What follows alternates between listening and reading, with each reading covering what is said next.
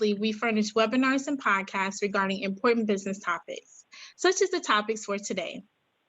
I have the pleasure of introducing the first talented presenter, Mr. Lou Donley. He will discuss logos, websites, business cards, and more. He will also provide his bio throughout his presentation. Mr. Donley, you have the floor. Thank you, DaVatrice. I'd like to first say thanks to NELP for inviting me to this event, as well as DaVatrice for inviting me. And to everyone, I hope everyone is having is being safe and getting through this pandemic right now, as we all remain flexible to get through these times. Again, my name is Louis. I'm in Bloomington, or I'm in Illinois. I'm from Peoria, Illinois. I graduated from Illinois State University with a degree in graphic design. And currently I'm an innovation tech at State Farm, where I work in the department called labs, where we research ideas and technology for State Farm to use in the future. Outside of that, I own my own business. It's called Tintac. I'm the owner and the graphic and web designer of that business. You go to the next slide, please. Again, the name of the business is Tintac, short for Tenacious Tactics. I'll explain that later. The different lines of business I provide is graphic design, so logo design, print services, design apparel, so t-shirts, sweaters, aprons, hats, anything along that line, and also web design. So I help people with small businesses and medium-sized businesses create or remodel their websites, and so I help with building that, as well as staying on as a web designer ongoing after that's completed. I'm also BEP certified. I'm not sure what it's called.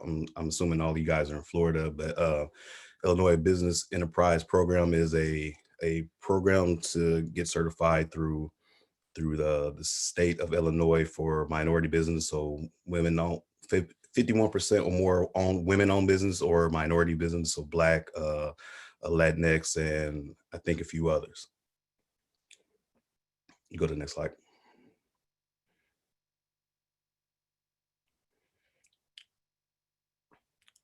So my business, what is it? What do I offer? And how can I get customers? Well, your business, I'm sorry. In the entrepreneurial world, you have to be flexible. You have to be innovative, and you have to be creative. And hopefully I can help you get some ideas or get some inspiration on how you can do some of those things today. Next slide, please.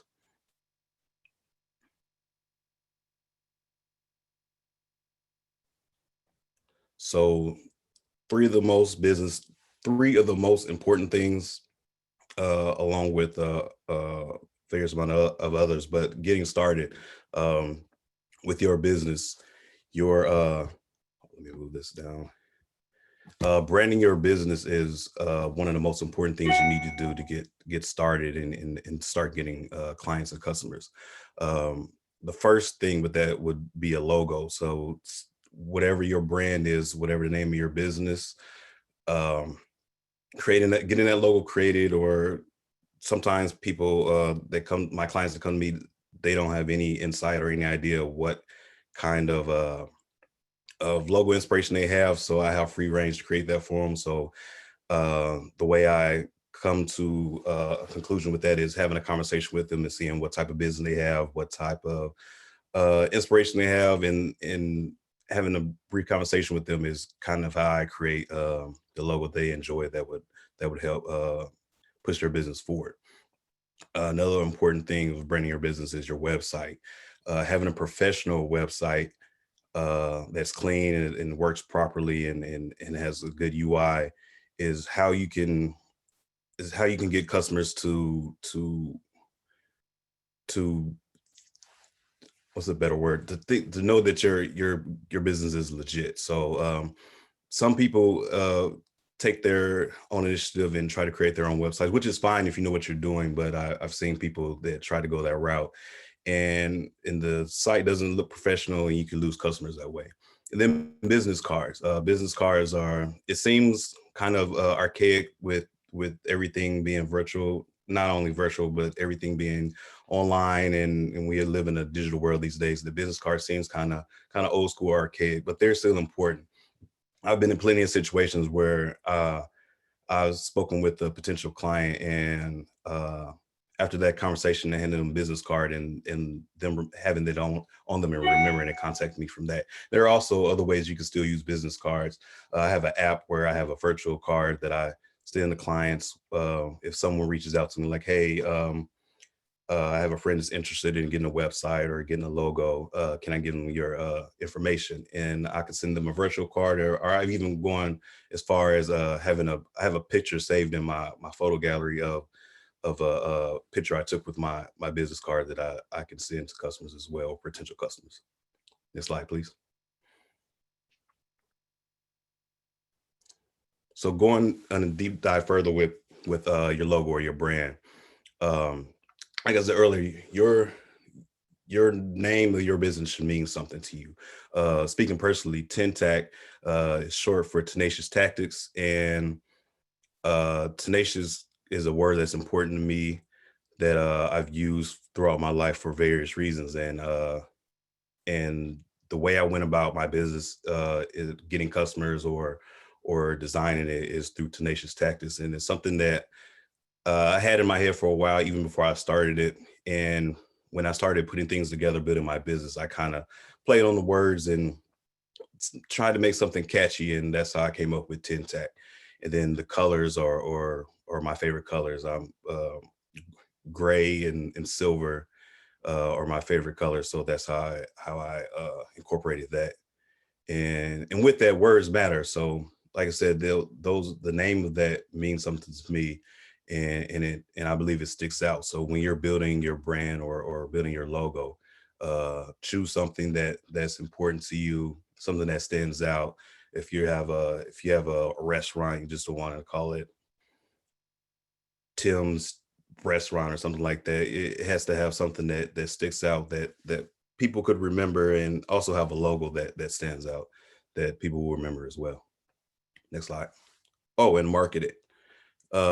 You have to get creative in marketing. So when you have your logo, just don't have it just on at your, if you have a brick and mortar established, just don't have it there. You have to get it out in the world on social media, uh get branding on apparel, so t-shirts, even if you have to give it out to some family members.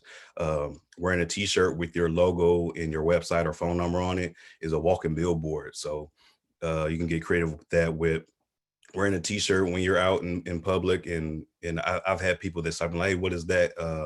And you can get clients that way. And I've had people also go as far as putting their logo and their website or phone number as a marker on their vehicle. So like using a magnet or even a wrap, put it in a vehicle that's a driving billboard for you. And I believe there's also some tax write-off benefits with that as well.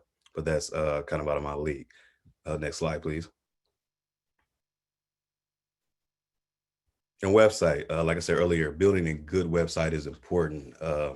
There's various avenues that um, companies or online businesses try to make it easier for people starting their own business to try to create themselves, and which is fine. Like I said, if you know what you're doing, for someone that's technology sound, it's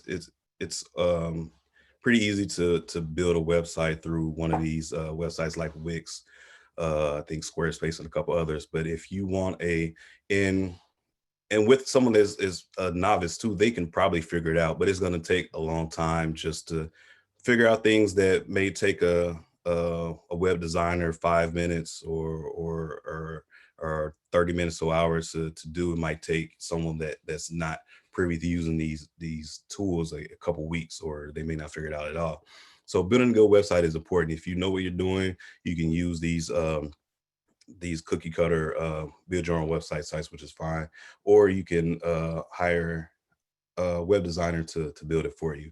And when I speak with clients, when getting a website created, one of the analogies I like to use to help them understand how the process works is getting a website built is like building a house. The web designer would, a person like myself would be, if you're getting a house built, I would be the contractor building a house. But before you can get a house built, you have to buy the land that the house is built on first. So that's how I kind of explain with, outside of purchasing or having someone build your website, you also have to purchase the land that your house is built on. And that's how I explain what the use of getting hosting space and a domain name and all that. That's the land that your house, which is your website, lives on. And then with that, when you get a website, not just to leave it out and on the search engines, you have to integrate social media. So be creative with integrating Instagram if you like taking pictures, or if your business has things you can use to take pictures. If it's something like food or establishment or something with the use of people, you can use Instagram, Facebook.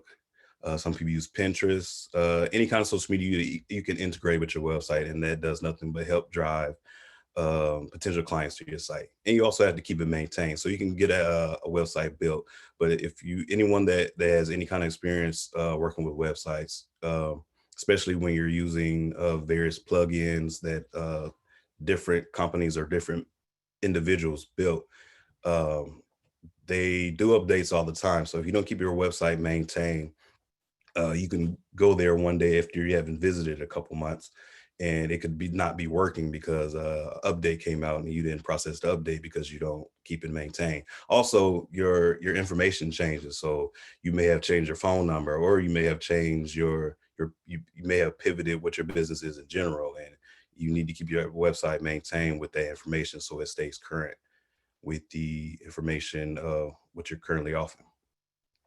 Next slide, please. And lastly, business cards.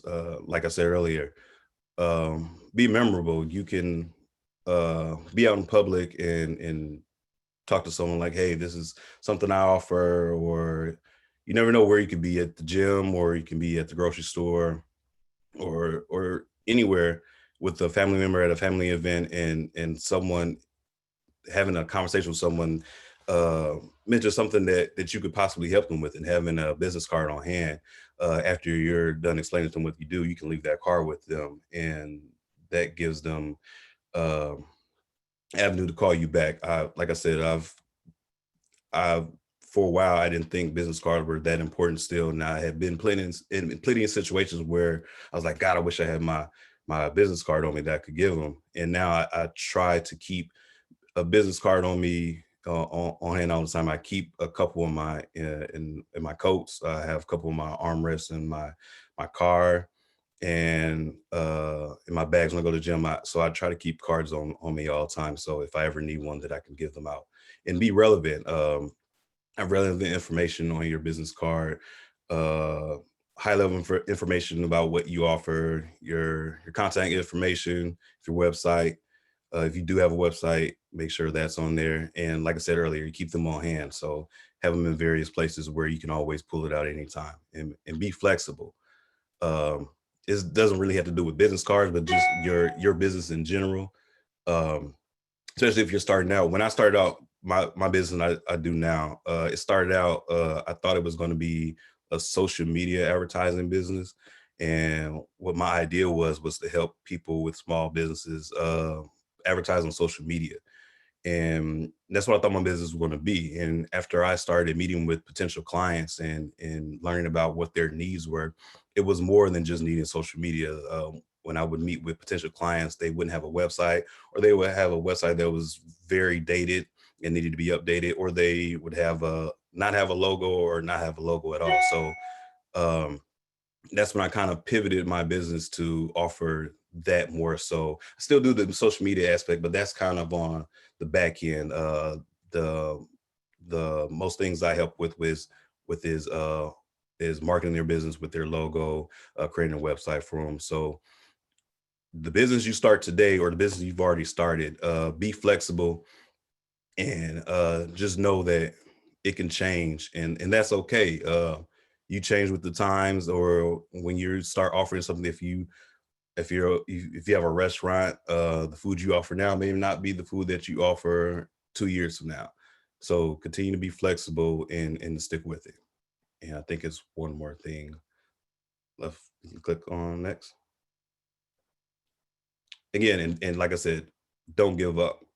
Um, Entrepreneur world is it, it's a great place to be in to own your own business, but it's also it could be tough going sometimes. And just to stick with it, don't give up. If it's something you believe in, if it's a business you believe can be successful, or if being your own boss is something you truly believe in and want to do, is don't give up. Like I said, just what you offer today, you may have to pivot on that, and you may have to alter it, or you may have to increase it, but don't give up. If it's something you truly believe in, uh, working for yourself, being your own boss, and in the type of business you have to offer, if you believe in it, don't give up and keep pushing and stay with that. With that, thank you for listening. And if you have any questions, feel free to ask. Thank you so much, Mr. Donley, for that presentation. That was very informative. There are a few questions. The first question is from a small business owner. They're in need of flyers, business cards, and more for a free vendor event that is tomorrow, and they're on a tight budget. So what would you recommend? Repeat that. Sure. They're in need of flyers, business cards, and more for a free vendor event tomorrow, and they're on a tight budget. So what would you recommend? I guess, how do you think they should go about getting Tomorrow? certain type? I'm That's sorry? that's it. An event is tomorrow. Yes. That's kind of tough. I think their best bet would be to advertise through social media. So there's a couple avenues they can go. The easiest way, I would say, using an app called it's Adobe Spark, and for the most part, it's a free app. And if you download the app, you can do it from your phone or any kind of mobile device that you bring your computer, and you can create a flyer with that pretty easily with theme information that you can kind of just change the backgrounds, or you can change the information on already created flyers. You can create that yourself pretty quick from your phone and share that on social media, and you also can share it out through text. I think that would be the quickest and cheapest way to do it. It would be free. The only thing that would cost you for that is your time. Another way would be to open up, if you have a Word, and throw the information out on a Word document, and maybe throw a couple pictures on there, and run the Kinkos and print out a couple flyers. I mean, the fidelity maybe won't be that great for it, especially if you don't know what you're doing as far as creating a flyer. But the most important part is the information. So if you get the information on there, and you can go to Kinko's, not sure how much it costs to print at Kinko's now, but if you go that route, that would be cheaper than paying someone to expedite a flyer and get it printed. That could be pretty expensive if you want it done professionally. But if it was me, if I was in that situation, I would go the Adobe Spark way, because it's free and you can send it out to people through text. You can share it on social media. So free would be my favorite option, because that's free is my favorite price. Thank you. The next question is, how does being a minority certified business help or support your business? In general, or my business? I believe it's in general. If I'm incorrect, please add the correction to the chat box, but I think they mean in general. Well, it helps your business. Full disclosure, I think information is important. This is actually, I've been doing my business for about 10 years now. And this is something I actually just found out about August of 2019, so last year.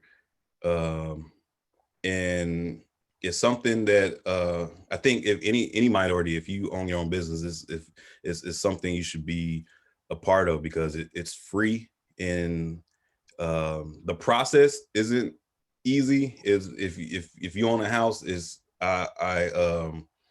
compare it to getting a mortgage. So all the information you have to get together when you're buying a house for the first time, getting BEP certified is like getting a mortgage. All the financial information you have to get together, all the back and forth with going to get information. I don't know how many times I had to go to our government office here to get information to get. So it's a lot of information, but at the end it's worth it. Like I said, it doesn't cost you anything. All it costs is time and your patience to getting your information together. But when you get that certification, any kind of corporation or any business that gets government money to support small businesses, they can now do business with you. And if they do business with you, they can write that off as supporting a minority business. So if you don't have that certification, um, uh, you can't get that business. So for example,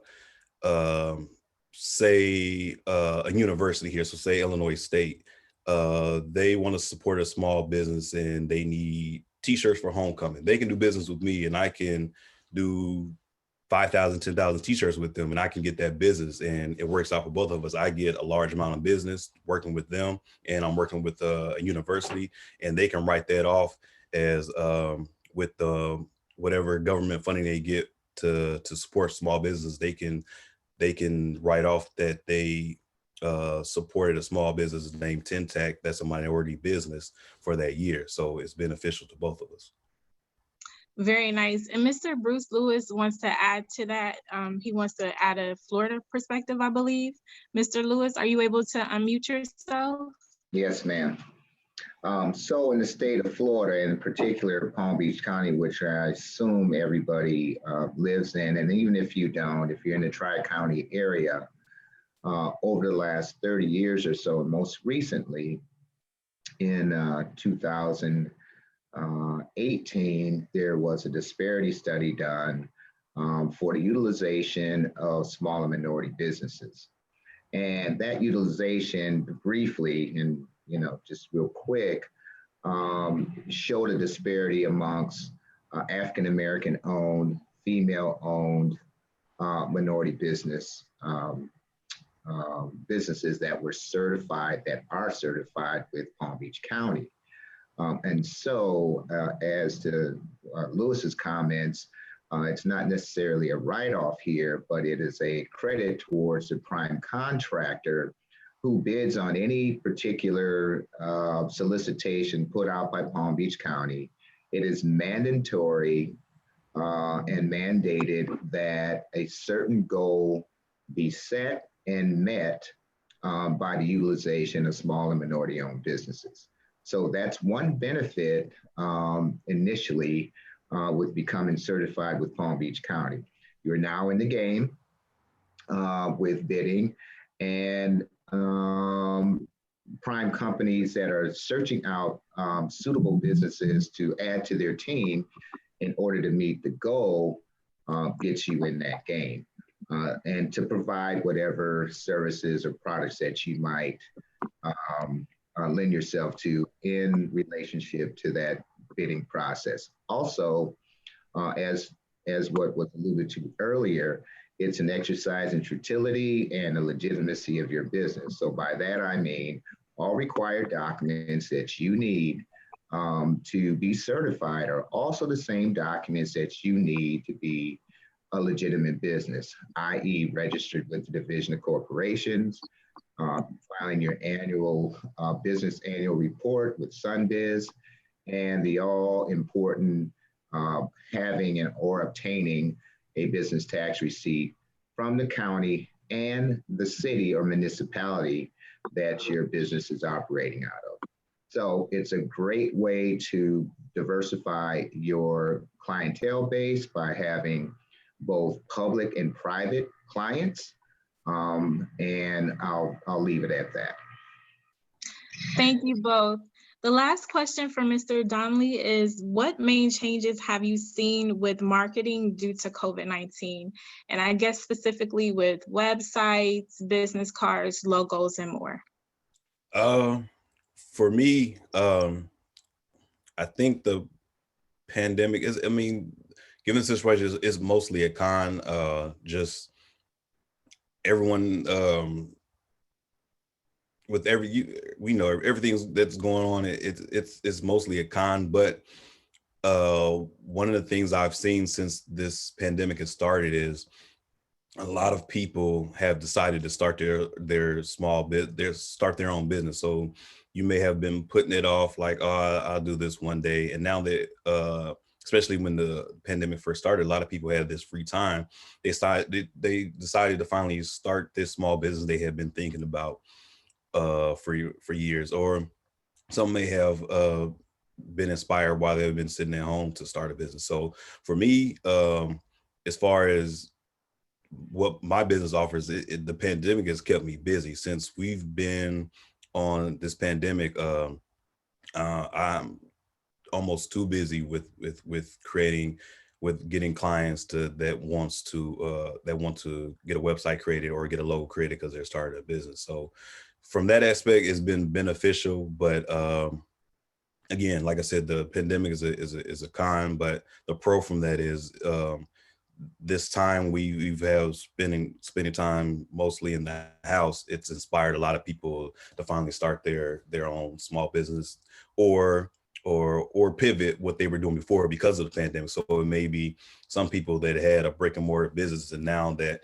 they aren't getting the same amount of traffic that they were getting before when they just had their brick and mortar business, now that they cannot have a lot of people in their establishment, and or they can't have any at all, they're finding different ways to try to push a business forward or change their business. So by that, they may not have a website before, and they need an e-commerce site to sell their products that they were selling in store now. And that's when they will come to me or someone else to get that kind of change to their business. So that's some of the changes that help with that. Thank you. Would you be able to add the Adobe reference that you mentioned earlier? Would you be able to add that to the chat? Yep, I can do that. Okay, thank you very much. And is there anything else that you feel we should know before we move on to the next presenter? Just like Bruce Lewis said earlier, and I can't stress this enough. I'm assuming everyone is in Florida here, but wherever you are, when you have all your business information together, as far as your financials and register with the state and all that, I cannot stress enough how important it is to get BEP certified. It's beneficial to you just because of the business it could bring you. But like I said, I'm assuming it's free there too, but information is important. I wish this was something, like I said, I found out about it. I went to we had a Illinois Black, I forgot the name of the organization. I ended up going to this event, this conference on accident. I actually didn't plan on being there, and someone ended up getting me registered for it, and I ended up going just on a whim. And I found out about all this information as far as the BEP certification I had never known about. Like I said, I had been doing my business for 10 years,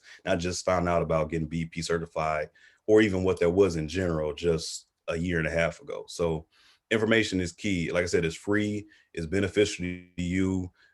These businesses, they're I know here in Illinois, they were begging people to get certified because they're looking for businesses to spend this money with, that they have to show that they're supporting minority businesses. And if they don't, so if they have something that they're looking for, so and here a lot of it is centered around contract work. So looking for contractors for landscaping or electrical work or something like that. And what they do is they can say, oh, we look for a minority owned business in this field that we needed, but we didn't find any. So we went with this other company that's well established, that's not a minority, that we're working with for years. And they say, oh, we tried. So a lot of that and it's a lot of businesses that offer that are minorities, but they may not know about it, or they may not have all the information together. So like I said, get that. And if you don't learn anything else from they, please get BEP certified. Because it's really important. Thank you very much. Now I have the pleasure of introducing our next presenter, Mr. Bruce Lewis. Mr. Bruce Lewis founded LB Limited and Associates Incorporated in October 1990. Mr. Lewis has over 30 years of business experience and is well-versed on numerous business-related topics. The firm specializes in large-scale public-private development projects, or P3s. He is solely responsible for all business and project strategic planning oversight, strategic relationship development, and P3 development projects governmental approvals. As a public relations practitioner, Mr. Lewis is responsible for client corporate image development and serves as senior project manager. Activities including all public relations, public involvement, public outreach, community relations, and government relations, among others. It is my honor to introduce to you Mr. Bruce Lewis. Well, good morning, and thank you, Ms. Lindsey, for that completely blown out of proportion introduction. So I'm glad to be here this morning. All very accurate stuff. And I think what I failed to mention in that brief bio is that I am the consummate, consistent small business advocate. And so at the current time, I have 38 small business mentees who eventually kind of go through the food chain of progress and gaining experience. And I also enlist them to be subcontractors on some of the government projects that I currently am involved with, and for future consideration as well.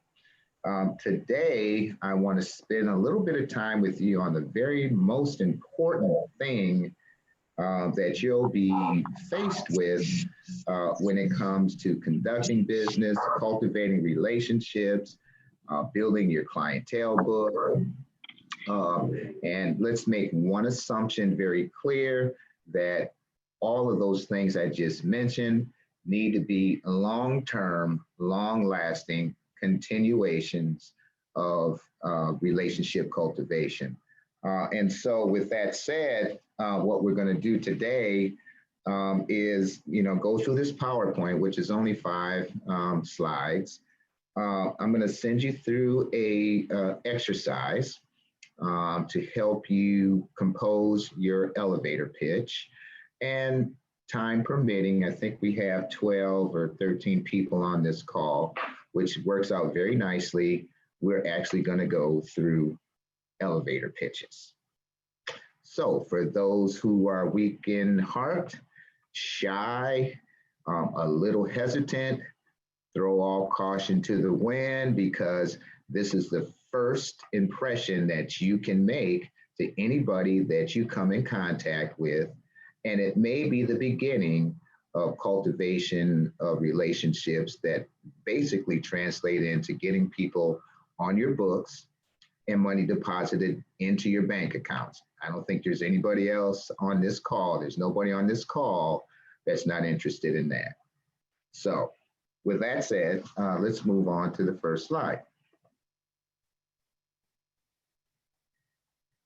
Or next slide. There we go. So the elevator pitch, I don't know why you don't have, oh, there we go. Okay, there we go. Thank you. So who is it for? It's for anybody who you think is a prospective client, bar none. If you have a relative that has a business, they're a prospective client. If you have a friend who has a business, prospective client. Government and other private outlets, private corporations, big and small, are all prospective clients. So the universe is who it's for, basically, I'd like to say.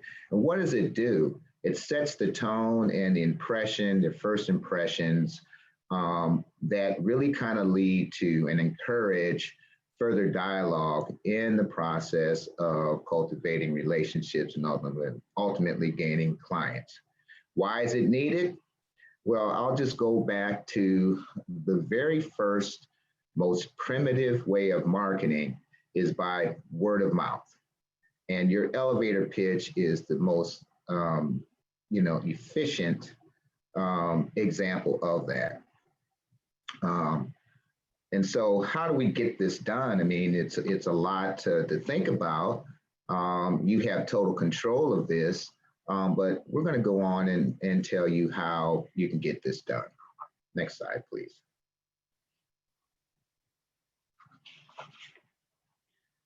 So from the pictorials that you see here, you know, you got Snoopy sitting over there and he's starting to write. It was a dark, stormy day and stormy night. But the main thing here is you need to write your elevator pitch as if you were writing a script for yourself. That sounds easy enough to do until you start thinking about how difficult it is to talk about you and your business. That's where the challenge is. So the main things that you need to include are who you are, what does your company do, what's your value proposition, and you know the value proposition is actually what value can you bring to a prospective client that gives them the confidence and encourages them to move forward to do business with you. For those of you who have businesses, well, everyone who has a business, I'll pull a little nugget out of what I do in my strategic planning as I start to approach a client, is that I make a point to make sure that the client or prospective client understands that I'm involved in my community. A great example, even in this case, is that I've worked for many, many years with Legal Aid Society in other areas. The Pro Bono Awards, helped them come up with a new format, enlisted one of my brothers to provide entertainment. But it was a fundraising mechanism that helped Legal Aid Society raise more money, change the format of their programming for the Pro Bono Awards. And I think they've been more successful over the years. So that's one example of me being involved in the community, amongst other things. So if each of you are connected to a nonprofit organization, a community-based organization, a foundation of any sort, and you lend yourself to it either by personal interest or by just being involved in the community, be sure to mention those things in your elevator pitch. Next slide. So really, who you are, what does your company do, your value proposition. I think at the end of the day, you need to be an attention grabber. You need to raise the eyebrows of that prospective individual prospective client.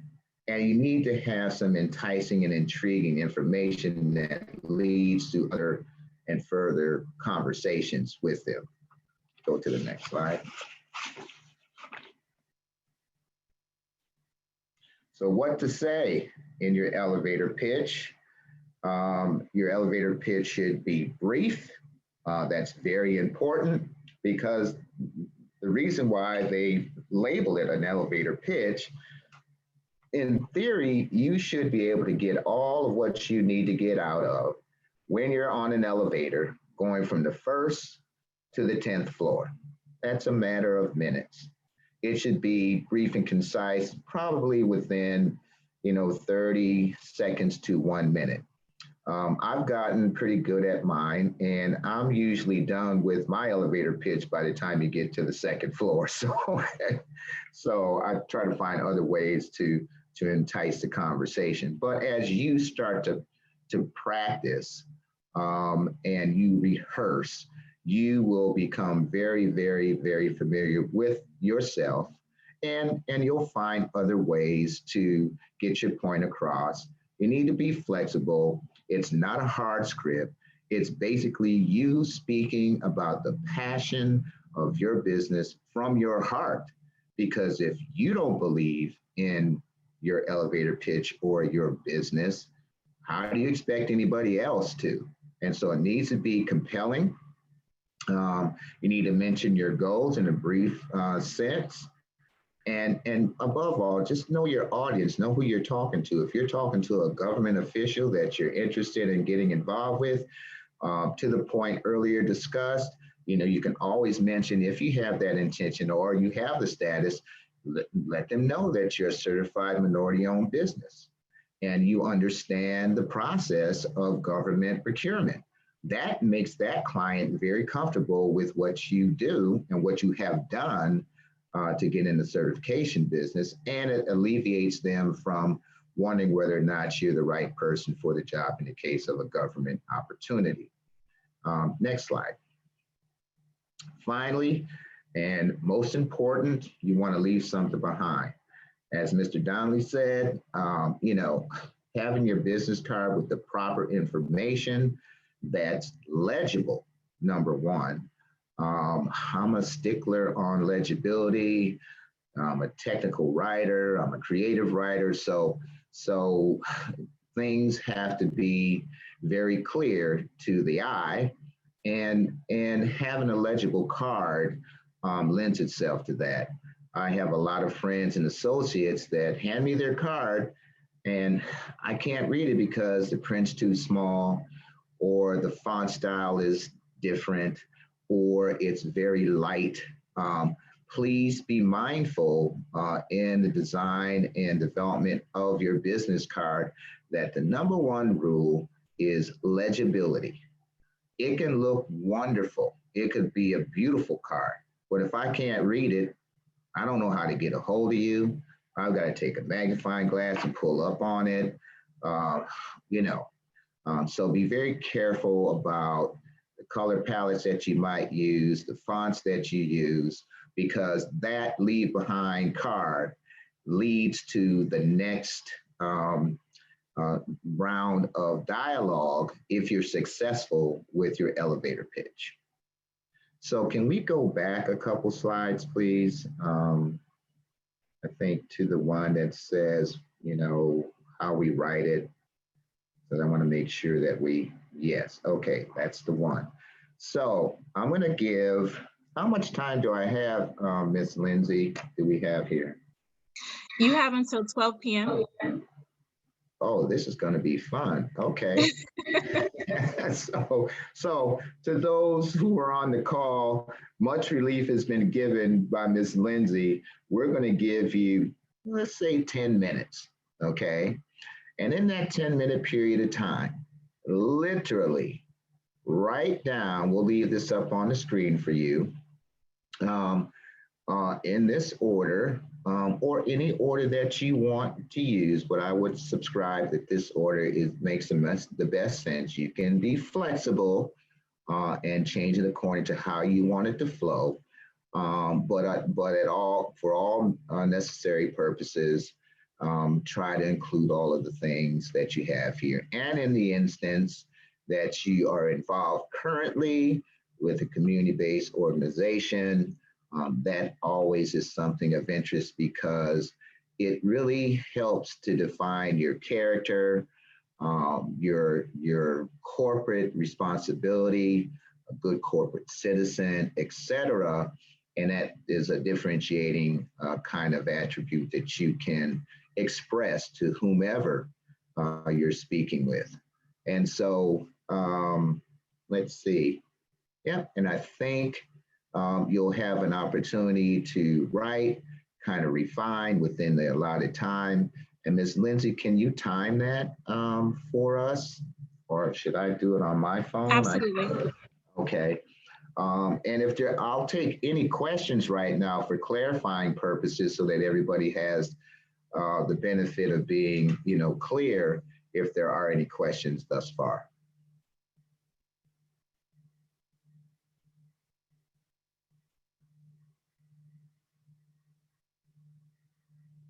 I don't really see any questions, Ms. Lindsey. I don't know if you have anything different than what I have.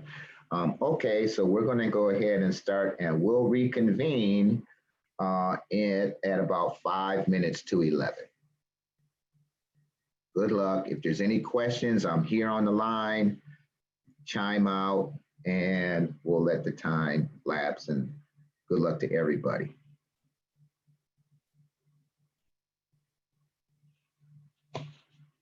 You don't have to have your cameras on. You can go into your private worlds and get your thinking caps on. But we'll leave this slide up for your convenience, and we can move from there.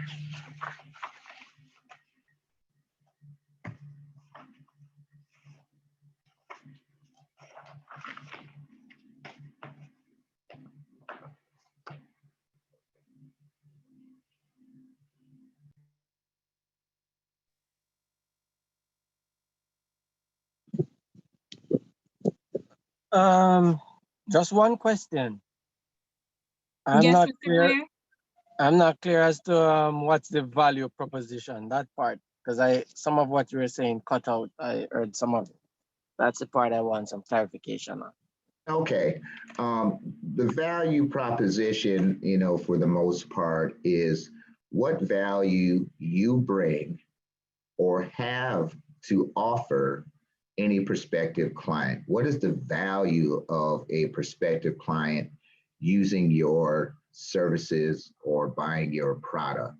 Why is your product or service more important or better than your competitors? There's the compelling reasons as to why someone would want to use your business. A good example is I'm a strategic public relations practitioner, and I have the communication skill sets to get you to the finish line for the assignment that you have or the services that you're seeking, period. That's a short value proposition statement.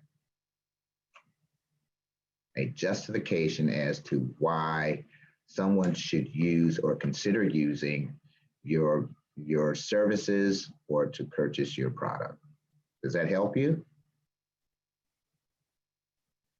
Yes, it did. Thank you. Okay, very well.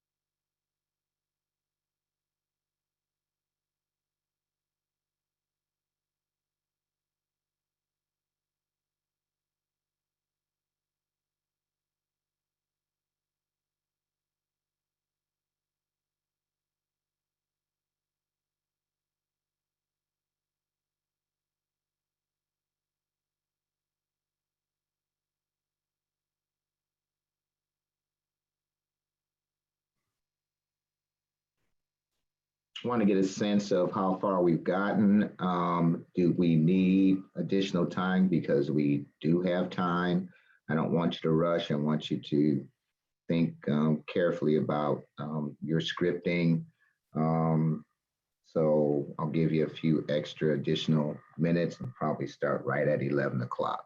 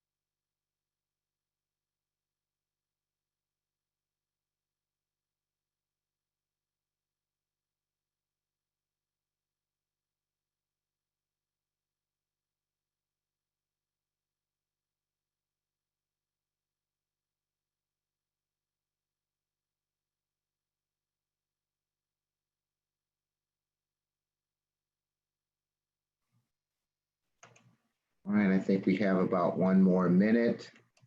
So please try to wrap up your thoughts. And by the way, I fully expect Ms. Miles to be an active participant in this activity.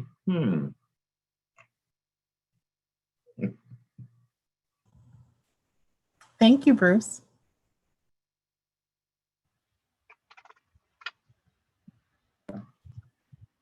And that doesn't count you out either, Miss Lindsey. I know you guys are out in the community, spreading your love and your program education. I'm sure you guys have a standard kind of thing that you guys say. So I include you in this exercise too. I thank you as well. You two are being way too kind. Okay, I think we're good to go. I will be looking for a very courageous person to start, or better yet, maybe I'll give you one of my. Someone should. Okay. I'll be giving you one of my elevator pitches to give you a good start, and so I will. Hello, my name is Bruce Lewis. I'm the proud owner of LB Limited and Associates, Strategic Public Relations. We specialize in large-scale public and private development projects. Some of our core competencies include public involvement, community relations, media relations, government relations, and if you have an endeavor or desire to do any work with government, I am the guy that you need to have. I can be reached at 561-833-8080. That's one of my pitches. So that should give you a good idea. That was probably about, I don't know, 30 seconds or so. So I'm looking for volunteers. I'm ready to give it a shot. Oh, and who is that? Lenworth Blair. Okay, Linworth. Have at it anytime you're ready. Hello, my name is Lenworth Blair. I'm proud owner of Yard Style Mobile Car Wash. Let me start again. Sorry about hello. Take as many stabs at it as you need to. Go ahead. Hello, my name is Lenworth Blair. I'm a proud owner of Yard Style Mobile Car Wash, where we offer mobile detailing. We specialize in washing, waxing, detailing cars, trucks, SUV. We come to you at your convenience. We also offer steam cleaning. Our equipments are inverted, so there's no noise. So we offer silence, so your neighbor won't be disturbed while we're conducting our services. Please feel free to contact us at 786-545-2520. Thank you. Wow, Linford, that was a great first stab at it. You did mention a couple reasons that justify your value proposition. So you have quiet machinery, number one. Number two, you go to the client as out of convenience. And those are the two compelling reasons that you should emphasize that really kind of make up your value proposition. All you really need to do is polish that up a little bit so it flows smoothly and is very convincing to the client. So that was great for the first stab. Who's next?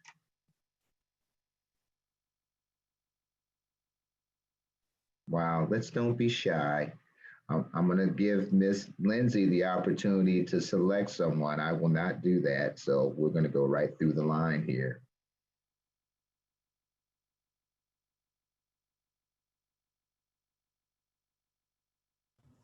Well, I'll give it a shot. Wonderful. And please don't judge me. Good morning. My name is Takesha Miles with Legal Aid Society of Palm Beach County. We are a free legal services law firm that provides free legal services to low-income residents of Palm Beach County. Our staff provides access to justice and ensures that all clients have a voice in the legal system. We can be reached at 561-655-8944 or online at www.legalaidpbc.org. Hit a home run there, Takesha. So I can't say anything about that. That was awesome because, it's important for your agency as nonprofit to really kind of educate individuals or organizations that are not aware of the services that you provide. That was a great pitch because it educated people. You told where to find you at. You went through the services that you offer, and I think that you'll expand your clientele base and helping those who are in need of legal free services for underserved individuals or people just need your help. So that was awesome. Very good. I'll take the next suitor. I will be happy to go next. Can you all hear me okay? Hey, Laura, you're on. Hi, everyone. I am Laura Herlong. I'm the Director of Marketing and Business Development for Action Coach A&B Performance Group. We are a business development coaching firm for small to medium-sized businesses focused on working with business owners and leaders on creating a business that works without them. We look to partner with individuals that are driven, open-minded, and willing to hire with a guarantee of 3 times return on their coaching investment and revenues within the first year, or we will coach them for free. Our vision is to create world abundance through business re-education and have a clear personal mission to add 5,000 jobs to the Palm Beach County area by 2030. I am Laura with Action Coach A&B Performance Group and may be reached at 561-510-2308. Bam, all you have to do is just hit them over the head with your business card. After that one, you got to say, bam, here's my business card, because that was excellent. Wow, excellent. Very impressed with that. You were very thorough. Is that in your brain or did you have to write that out? I do this quite often.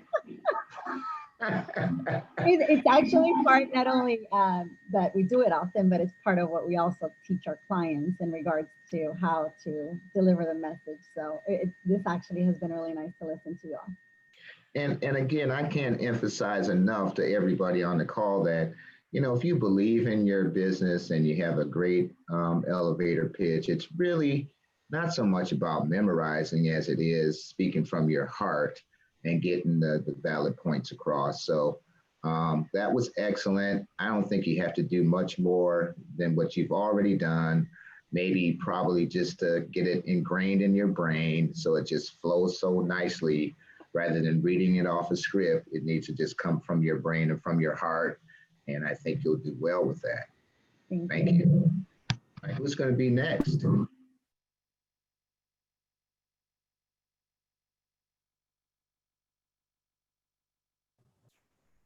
I'm going to call on Joseph Grant to talk about his law practice. Okay.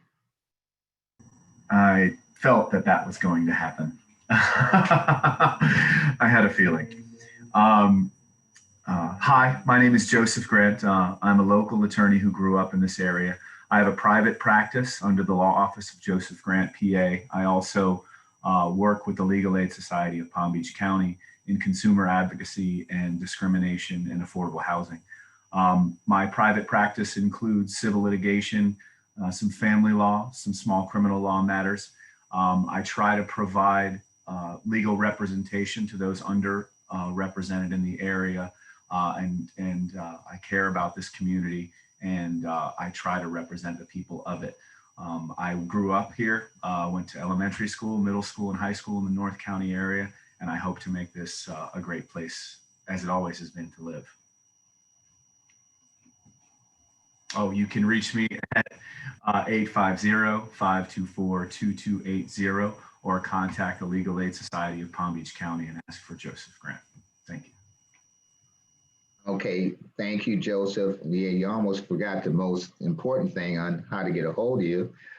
There was a little bit of repetitiveness there because you started out saying that you were raised in the area, and then you went through really breaking that down, from the different levels of education that you've gone through. So pick one of those two. The broader statement probably works best because if you could use, where you went to school or you went to school here, both from all levels and somebody might ask you, oh, wow, where did you go to high school at? And then that just starts a whole nother conversation that gives a greater comfort level to the individual that you're talking to. But it's most comforting to know that you're, raised here. And so that means that you're very knowledgeable about the fabric of this community and the infrastructure of our county.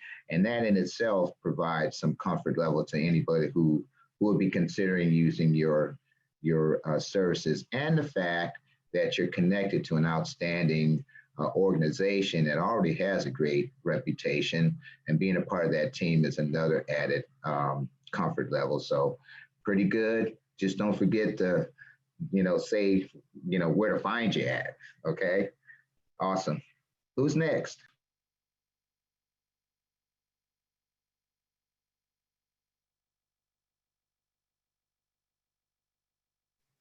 Don't be shy, folks, please.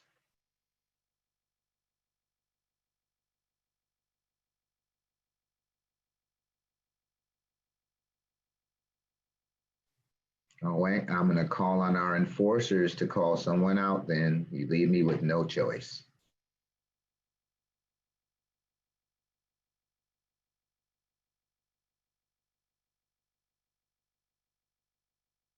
Okay, having none, we're going to let Miss Lindsey do hers because I think she's just been kind of hovering in the background there, trying to be quiet, and we're just not going to allow that to happen. Okay, great. Good morning. My name is DaVatrice Lindsey, and I am the staff attorney for the Neighborhood Entrepreneurial Law Project known as NELP with the Legal Aid Society of Palm Beach County. We offer small businesses assistance from start to finish, not limited to intellectual property, as well as commercial litigation.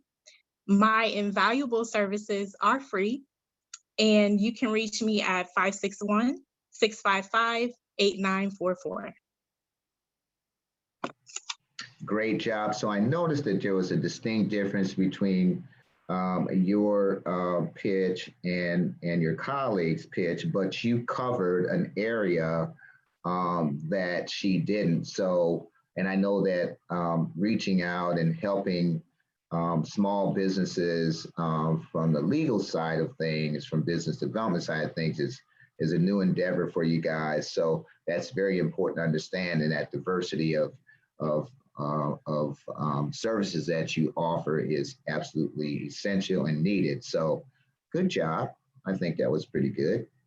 So I'm gonna lean on Lewis. By the way, Lewis, you got a great first name and I've got a great last name. So I know you're gonna be just awesome. So are you ready to make a pitch?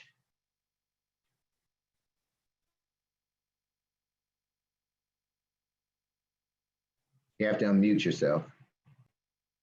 All right, there you go. Can you hear me now? Can you hear me?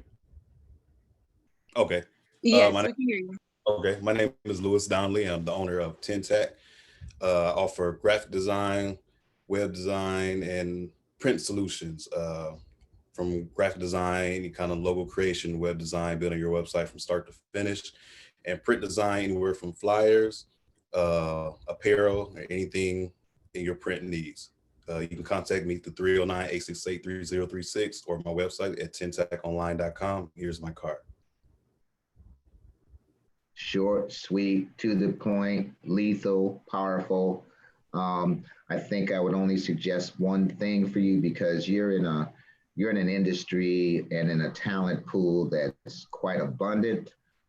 With this new normal that we're in, you may want to include something that gives an indication of the reinvention of your services and how you might be able to obtain those services. And then also what distinguishes you from the rest of professionals in your industry. What is it about your business that sets you over and above your competitors?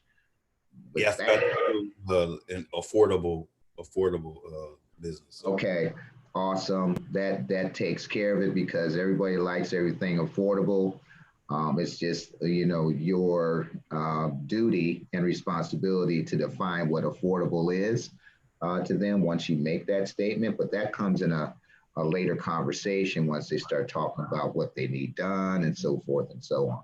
But other than that, that was pretty straight to the point, pretty powerful pitch. Thank you. All right, let's move on to, how about Dwight Hudson?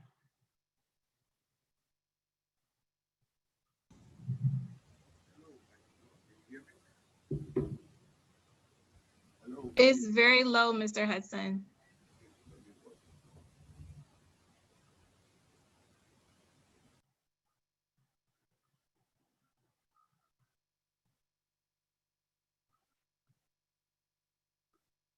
Mr. Hudson, if you turn your volume up on your laptop or your phone, I think we'll be able to hear you very clear.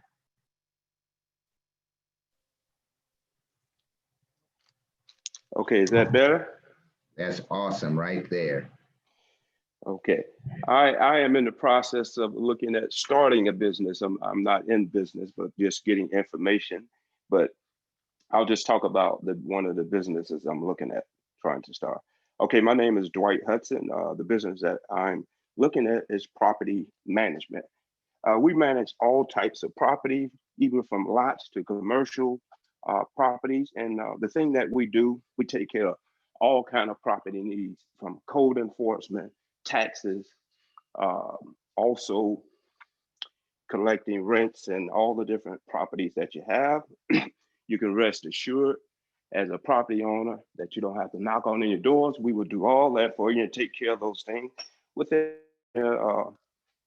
atmosphere of affordability based on all your needs. Again, my name is Dwight Hudson. Phone number 561-351-7187. Thank you and have a great day. All right, that's pretty good from being in the concept development stages, Mr. Hudson. So you're in property management, and I think it's very important for you to think about the most commonly reoccurring services that you could offer and list them. So one is, property management from the standpoint of keeping the property maintenance, if it's a vacant lot, keeping that lot, clean of any debris, keeping the grass cut, allowing your client to avoid any code enforcement violations that might cost them money in the long run and could turn into liens on the property in the long term. The other thing that I think I would probably get into is also think about the different types of structural dwellings that might be on a parcel. It could be in an old abandoned building that may have some boarded up windows, et cetera, et cetera. It could be an existing building that you manage. It could be vacant property. It could be government owned, privately owned, residential. You need to list those things, those types of properties that that you are proposing to provide services for, and how you mitigate some of the issues associated with any of the property management items that you want to offer. But if property management is your thing, that's what I would do. Just be a little bit more succinct about the services that you offer, demonstrate that you're knowledgeable, saying that you have relationships with, jurisdictional code enforcement departments, which is a comfort level for your clients, would go a long way. All right, that sounds great. That was pretty good. For just by curiosity, what other business are you thinking about going into? Well, for property management and just involved with the community. So something community based for young people to get jobs and kind of get education and training. Okay, all right. Two worthwhile endeavors. Good luck on both, or whichever one you decide to pursue. Looking forward to hearing you grow and make money. All right. Who are we? Oh, I see Miss Susan Welsh. Are you ready to do your thing? You've listened to 4 or 5 of them. Hi. Very polished. Can everybody hear me? Can I be heard? Yes, we Yes. can. Okay. Thank you. Thank you. I'm sorry. I'm having an issue with my camera, but I would like to, sure, I'll make a pitch. I'll do the best I can. Hi, my name is Sue Walsh, and I'm a paralegal with the Legal Aid Society of Palm Beach County. And I'm in the Neighborhood Entrepreneurial Law Project. And it's a fabulous program in which we offer opportunities to prospective business owners, people who are interested in starting their own business, and the resources that we offer to these people are invaluable, from financial information to legal information. And in addition to that, if you do join us as a client, we'll also offer to you grant opportunities and special opportunities to communicate with our attorneys and the resources that we offer. Please, you can contact me at any time at 561-655-8944, extension 148, and I would be happy to help you in your endeavor to start your business. Thank you. That was pretty good. So there was one thing that caught my ear in your description, and maybe, you know, when you open up by saying who you are and the organization that you work for, I would strongly suggest that at the end of your pitch that you say again the agency that you work for, because that's the thing that's going to stick in people's head most often. You made a comment about. To repeat that, I agree. You made a comment that we help people. Well, that's not real personable to me. You need to say who you actually help. You help aspiring new business entrepreneurs through XYZ. Okay, so I would probably, can the word people and be more specific about the audience that you're trying to attract and trying to help. Other than that, it was pretty good. Okay, thank you. Who else are we missing, Miss Lindsey? Is there anyone that hasn't had an opportunity to practice their pitch? I am checking as we speak. No. What about Mario? Everyone has had an opportunity. What about Mario? I see someone here by the name of Mario. No? Oh, he's he's actually Hello, helping Mr. Lewis. host and moderate, but if you'd like to give your pitch, Mario. I don't see why not. You can moderate, so is Miss Lindsey. I made her do it. So Mario, I'm afraid the pressure's on you. Mario, Absolutely. Can you do it? Mario. Good morning. Hold on, Mario. I think you you- should do it from the perspective of our testing program that you're pitching. That's what I was going to do. Perfect. Is that Takesha saying that? Of course it is. Oh, okay. There you go. That's exactly what I was going to do. I was going to say, good morning, everybody. My name is Mario Aguilar. I work for the Fair Housing Project at Legal Aid Society of Palm Beach County. Individuals that are interested in becoming paid volunteers to become fair housing testers are welcome to join, be able to help give us support and look at housing transactions, whether they be in sales, rentals, lending, go out into the housing market and be able to provide us with assistance in testing and giving us reports about different housing transactions is most welcome. Anyone can apply over the age of 18. Anyone who is interested in having an ability to write a report and be able to go out into the community and do some civic work is most welcome to join us. And they can contact me here at Legal Aid Society of Palm Beach County. My email address is maguilar@legalaidpbc.org, and you can also reach me at the Legal Aid Society at the main number. So thank you so much. Again, it's Mario Aguilar, Fair Housing Project. Thanks so much. I'm also involved with being a host, helping support webinars throughout the year with the live webinars. As you know, Ms. Lindsey, I help out with those. So anytime that you need a webinar, I'm here to support you and assist in any technical way I can. Thank you so much. Okay, Mario, you just told your whole life story, man. And you had some other stuff to add, okay? So that was pretty good. So I have two questions that come right to mind about this. So you're seeking volunteers to help do this, or is that a paid situation?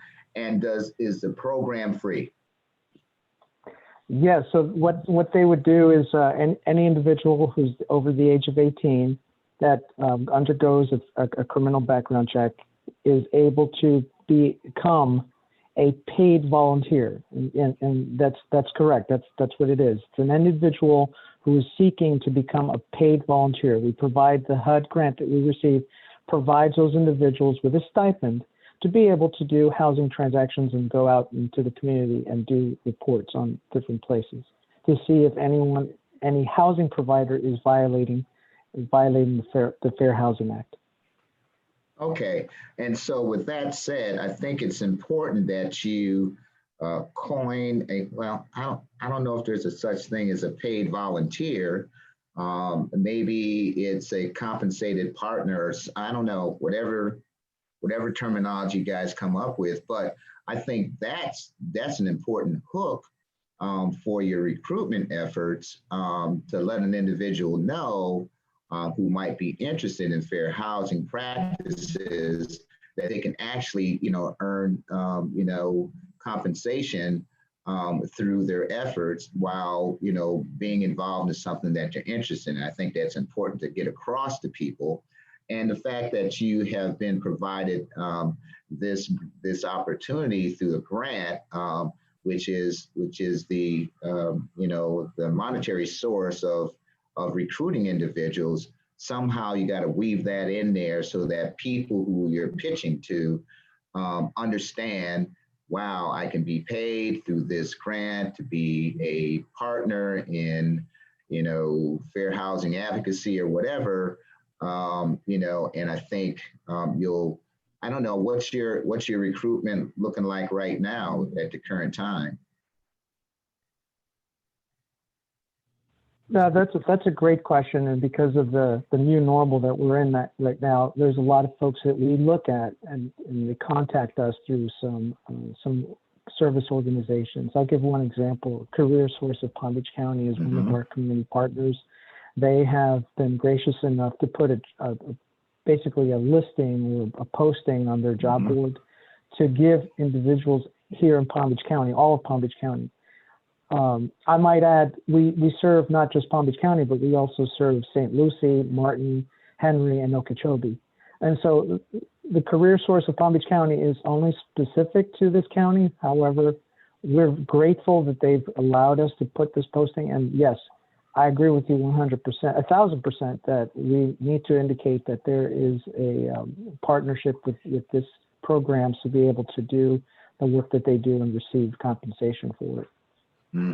Okay, so I'm going to give you a couple little nuggets. Number one, in the city of West Palm Beach, there's an initiative called the Marriage Village Initiative, and the young man to contact is Kevin Jones. I think maybe Takesha might know him, or maybe Ms. Lindsey might know him. But in case that you don't, you guys can just get a hold of me and I can forward that information. That's one outlet. The Marriage Village Initiative is comprised of trying to get the soft skills and, professional acumen of young men between 18 and 25, I believe, involved in some, occupational activity. So this might be one of the a kind of a feeder source for you, or a source for you to at least recruit some individuals into the fold. In Fort Pierce, Lincoln Park area, there's an organization by the name of the Lincoln Park Young Professionals. They have some very serious issues when it comes to fair housing. A lot of redlining going on, and just a lot of crazy stuff going on. I work with that group up there on a certain project in the Lincoln Park community. They would be another source for you to reach out to in terms of spreading out what you're doing up in the Fort Pierce, Port St. Lucie area. And of course, you can send that information to me for the Black Chamber of Commerce, and I'll certainly get it posted on their website. As something that they can happen to do in the community, some outlet for gainful employment or being a part of that initiative. So I'll be glad to do that if that's helpful to you. And sorry for my phone ringing in the background.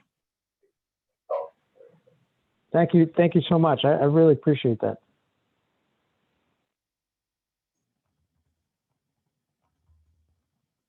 Is there anyone who has,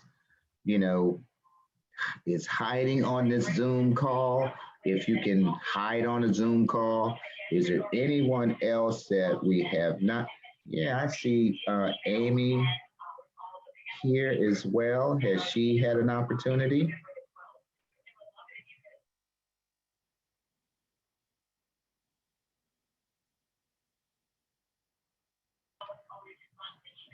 Amy, are you there with us?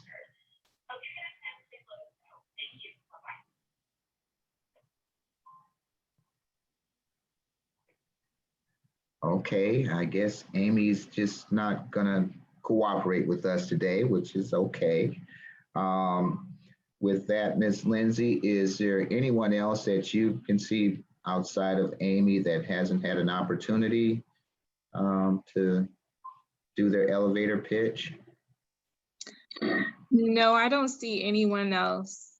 Okay, I know in the essence and best interest of time, I'll wrap this up by saying you have one time to make a great impression with your elevator pitch. Please know that you are in utter control of what you say.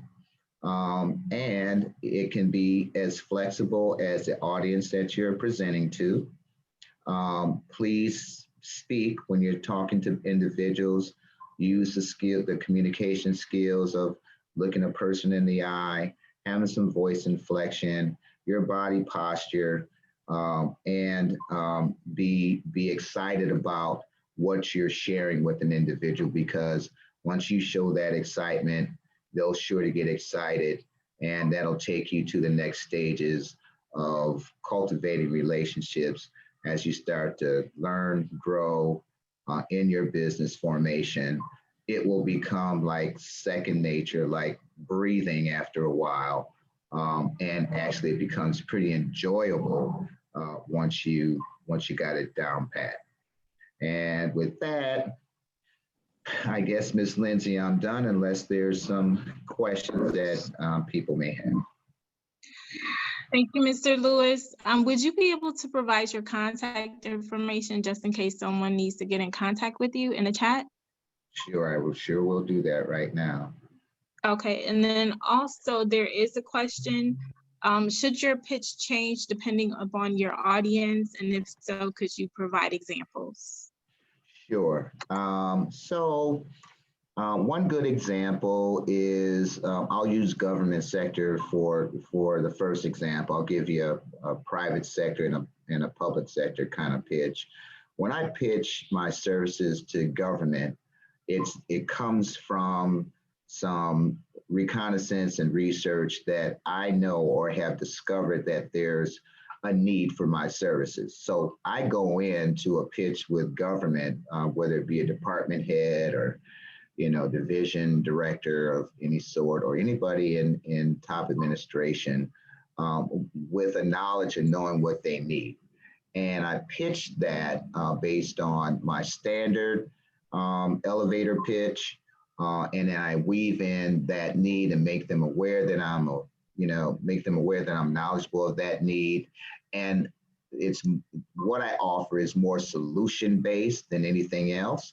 And so with that, I usually get a response that says, well, why don't you give me something in writing and we can discuss further. So that gets me out of the batter's box on the first base.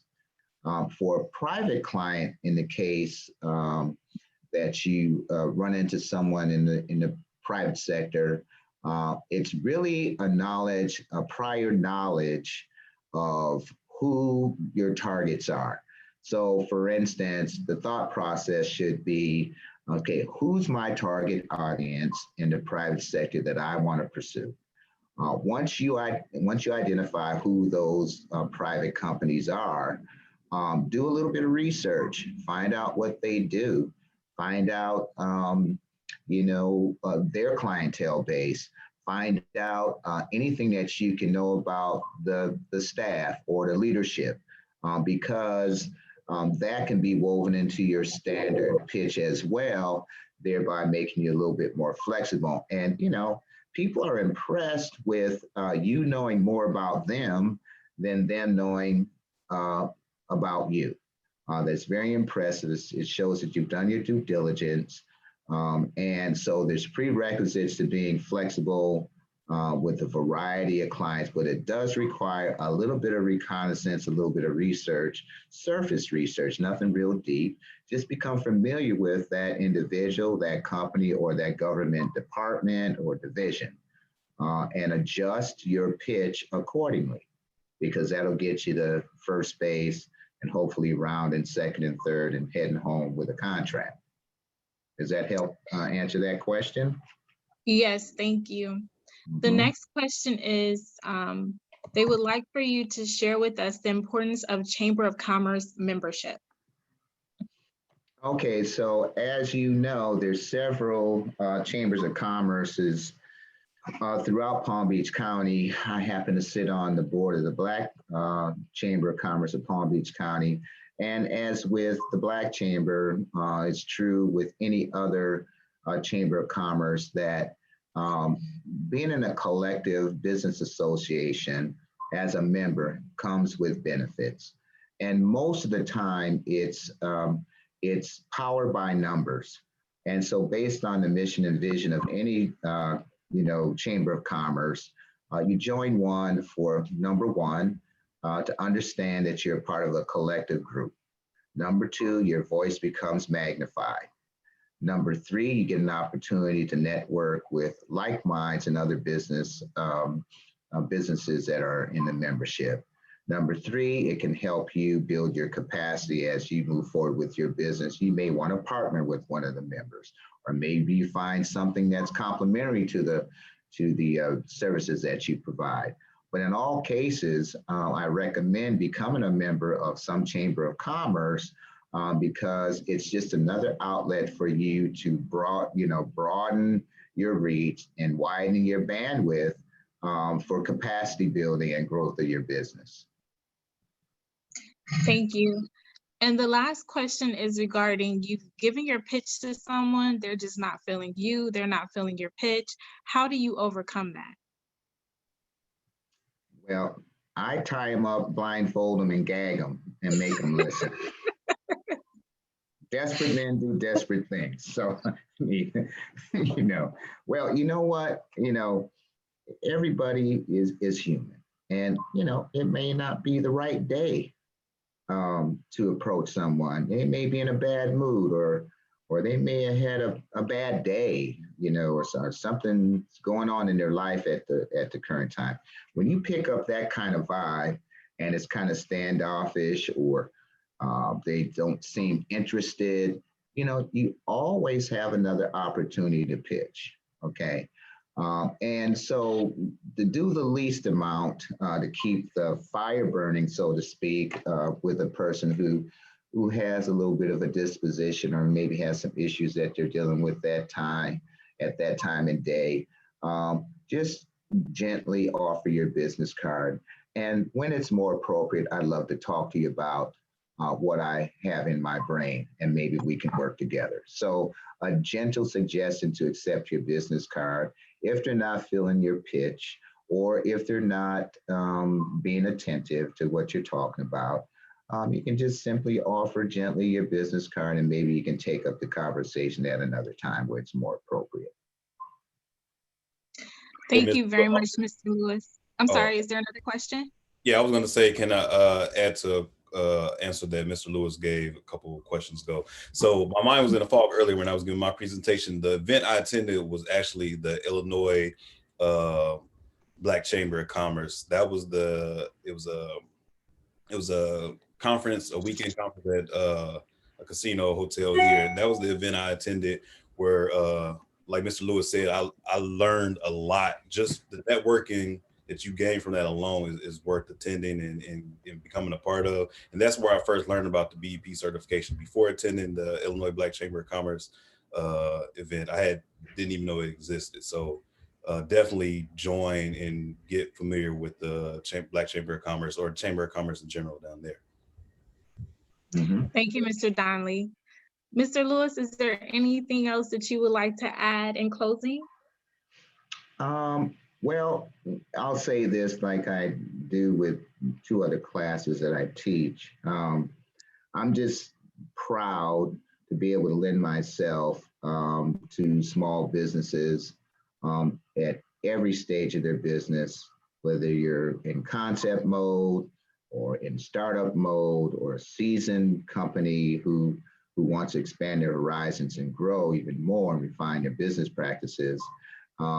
In all cases, as entrepreneurs, I commend you all, because it is a very courageous thing that you're embarking upon. It's nothing easy about being a business owner. Your whole life changes.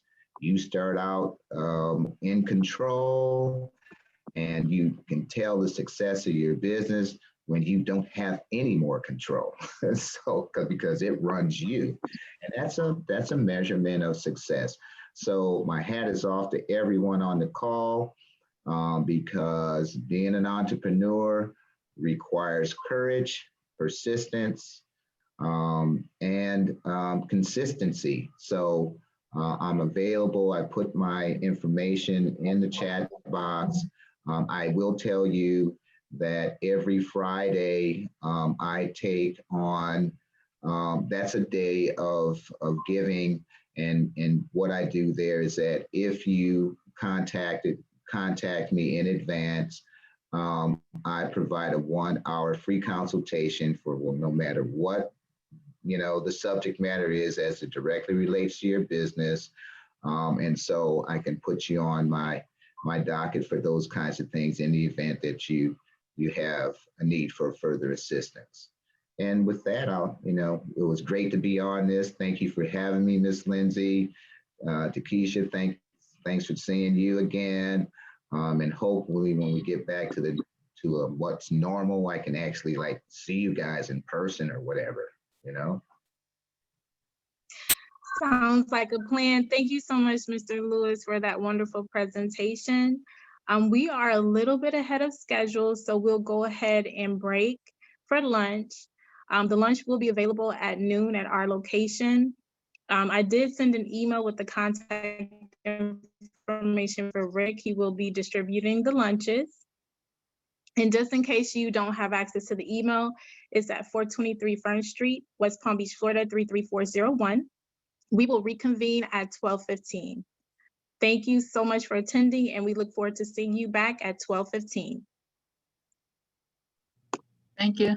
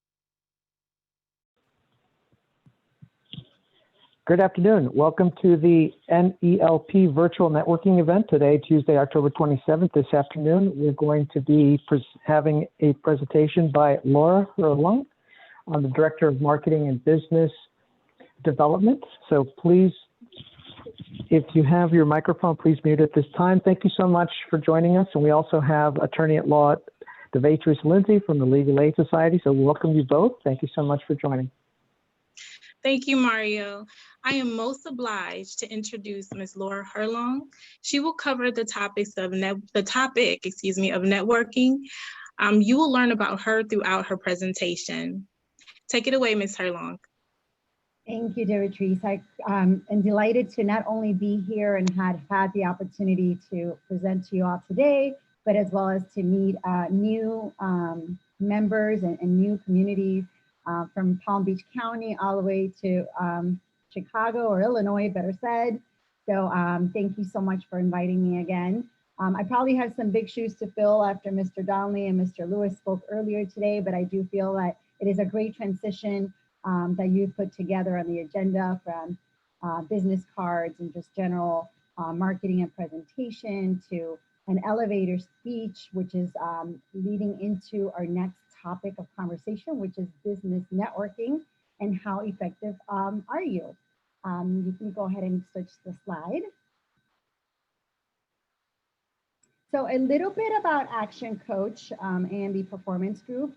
Action Coach itself is the world's #1 business coaching firm with over 1,000 coaching offices in 70 countries worldwide, and a vision of worldwide abundance through business re-education.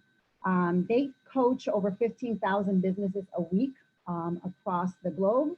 And we primarily, on the A&B performance side, utilize and have the rights to all their intellectual content, which marries along with our business experience, our certified business coach, Ari Poison, who is not here today, and myself. Action Coach A&B Performance Group has one very clear local mission, which I spoke a little bit about earlier in my elevator speech. So I gave you all a little insight into us, but it's to add 5,000 jobs to the Palm Beach County area by 2030. And that's by working with business owners to create businesses that work without them. Next slide, please. So a little bit about me. This kind of says it all. My life is wrapped around two things. One is my passion for helping businesses, and my other is my family. I was born in Cuba, Havana, if you can tell from my little bit of an accent, and came to Miami in 1980. So raised in Miami and moved to Palm Beach in 2000. I keep making a joke that I keep skipping 90 miles at a time. So I keep trying to think where 90 miles will take me from Palm Beach County, and I'm not sure that I want to go there, but nonetheless, I'm a Palm Beach County resident, have been since 2000. I work for Florida Power and Light for Mr. Donley, that is the utility company down here, for over 20 years. I'm an FIU graduate in hospitality management, so my business background all came from the foundation that hospitality carries, which is people come first. Not only the people that you interact with when they're coming into your facilities, whether you're catering or at a hotel or at a restaurant, but also from your employees, as they are the key and the foundation for what you do. So a lot of my time spent in hospitality, or not hospitality, but at FPL, was dealing with IT software implementations at large for the entire organization, over 16,000 employees, and handling the change management and really educating and doing business process improvements. So that kind of ties back into what I am doing today. From a family standpoint, Gator fans. Husband is a 5th generation Gator. Met him at FPL in my years there. I've got 3 kiddos, 13-year-old daughter going on 20, I think. My 11-year-old son, who is a soccer player, and my little guy, who is a baseball soccer player and just tries to keep up with the others. And you see a picture of them here in their Boy Scout and Cub Scouts outfit. My husband is a leader for the Cub Scouts for the county, as well as my boys are a Boy Scout and a Cub Scout as well. So lots of family involvement and time, which I adore and hold precious to me. Next slide. So networking definition, the action or process of interacting with others to exchange information and develop professional or social contacts. Social and business, you can also say political as well, as far as a form of networking. The two are different. I'll give you an example. I do a lot of business networking, and when I do that, it's with a goal in mind, and I'll talk a little bit about that, which is our focus for today. And then from a social standpoint, I do belong to some organizations which do provide some business opportunities, but when we're together, the focus and the goal is not there. We go, we have lunch, we socialize, maybe we'll meet for drinks afterwards at some point, but it's a different type of relationship than when it comes to business. Next slide. So considerations for an event, and let me take my picture out of my way because I can't read my slide. Excuse me just a sec. So select wisely, and I think that that is probably key and important. There's so many options for all of us to attend multiple events a day. I think that I heard this morning at Ambassador Chamber meeting that we're going to be zoomed out. That's going to kind of be the word for next year, right? So when you choose an event, whether it's in person or through Zoom, you know, be selective. Don't just attend any one just because everybody's inviting you everywhere. Choose one that benefits your career objectives. You know, are you going to be able to locate new clients? Is it a startup capital opportunity that you're looking for? Either way, different events, especially the ones that are worthwhile, are tailored to specific goals. And you'll hear me talking about that a little bit more. Find out where the right people will be and then go there. You can do that through asking folks, you know, who's in attendance, usually who's coming. But if you're looking for a financial backer, let's say, you might want to avoid networking events that are lacking the decision makers, right? And depending on our role, decision makers are key. In other cases, maybe you're looking for more development folks, or maybe managing individuals who may have an opportunity to offer you a job if that's what you're searching for. The next one would be ask yourself what you need to learn. If there's a goal in regards to a learning opportunity, are you looking to attend a meetup or an event in your field to escalate your growth? Check out the host, the speakers, and the topics being covered. And if it's something you're already an expert on, maybe you want to look for something either more advanced within that session or that meeting, or maybe find another event altogether. And lastly is find a conference or event that fits your personality and career goals. I certainly attended a few networking groups where I felt kind of like out of place. So it's important that you connect with those that you are going to be socializing with. So, you know, have an objective that's clear, choose an event that will give you a chance to shine. If you're uncomfortable in big groups, maybe look for events in more intimate settings. I know that I've attended some at a small restaurant, so it just tends to be a little bit smaller than going to a chamber breakfast per se, where there's a lot of connections and clicks. And then something that I've always liked to do in those bigger circumstances when I don't know a lot of people is maybe have someone with you that can either tag along, kind of be that person next to you that kind of just eases that anxiety. Next slide. So keys to success for networking. And I can't stress both of these enough. The first one is consistency. Once you've committed to a networking event, you must be consistent. We host an event on a weekly basis, and there's a group of folks on there that have been there since day one, and they don't miss a beat. And if they don't attend, they let me know that they're not coming. And then there's folks that pop in once or twice and, you know, may make the comment that it didn't work for them, but they didn't take the time to do all the actions that it takes to be successful. And then follow up. Networking does not stop at the event. And I'm always saying this to individuals. Successful networking takes place when you take the time to have that one-to-one with those of interest or synergy to you.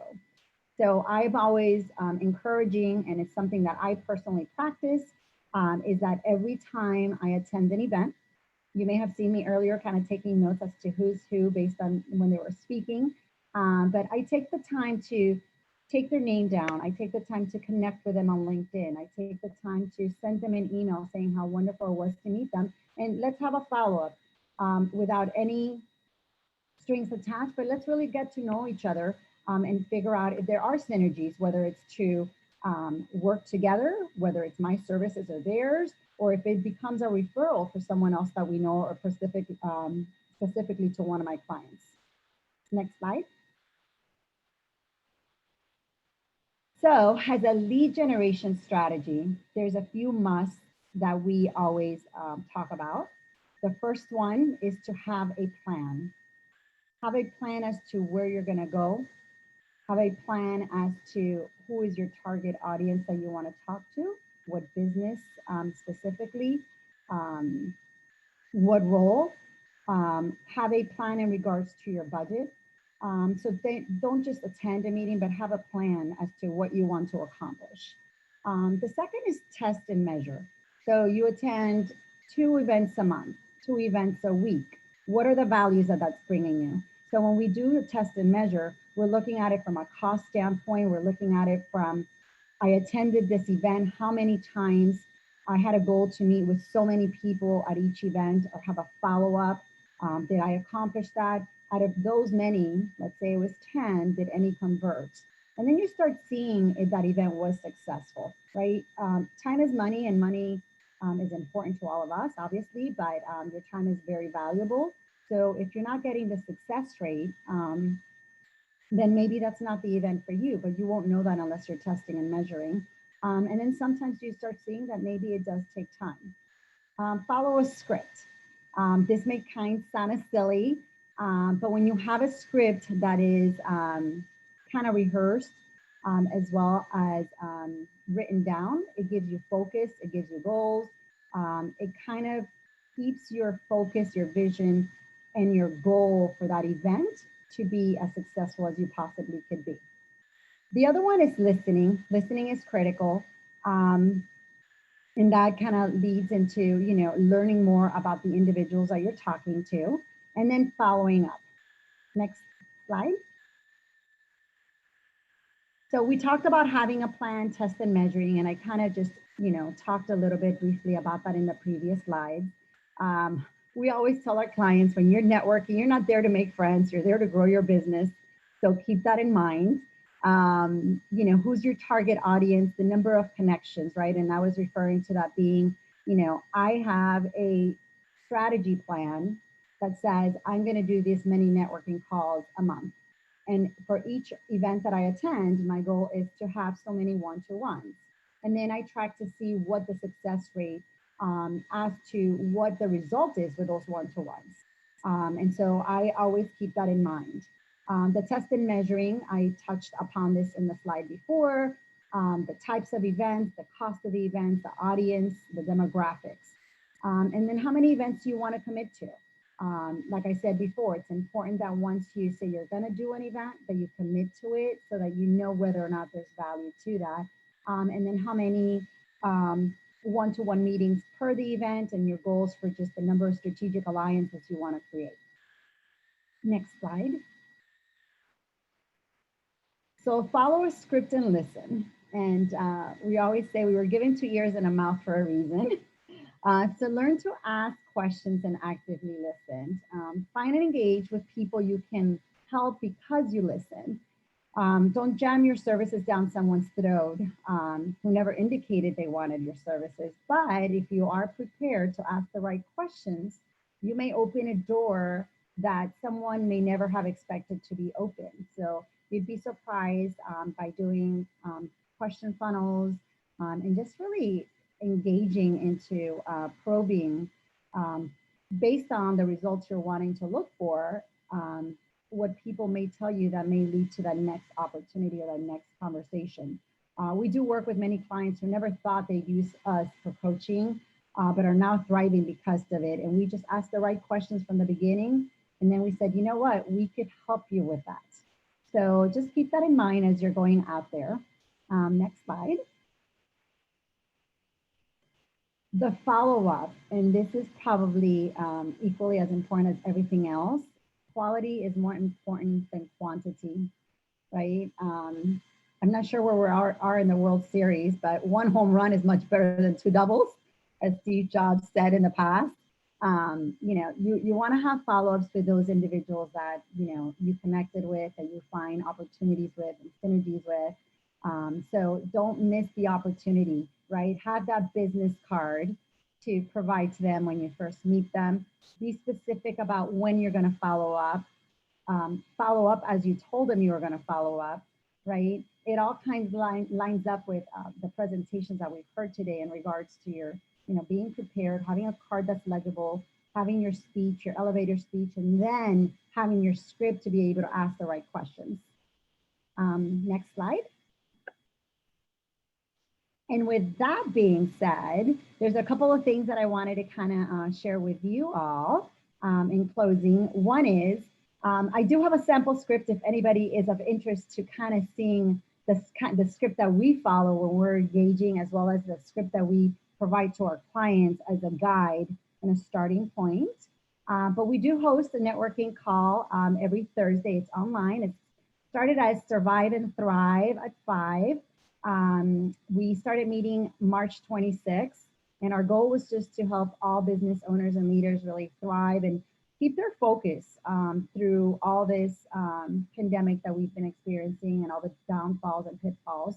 But just keep them focused, keep them energized, reminding that a lot of us own micro businesses, not macro, right? The news is macro. Keep it out of your ear, keep it tuned out, and really focus on what it is that you need to do, as well as all the opportunities that are out there to accomplish the things that maybe were always on the back burner. So we went from 4 days a week to 2 days a week in June, now to 1 day a week. Mrs. Lindsey has attended our group before, which is how I met her.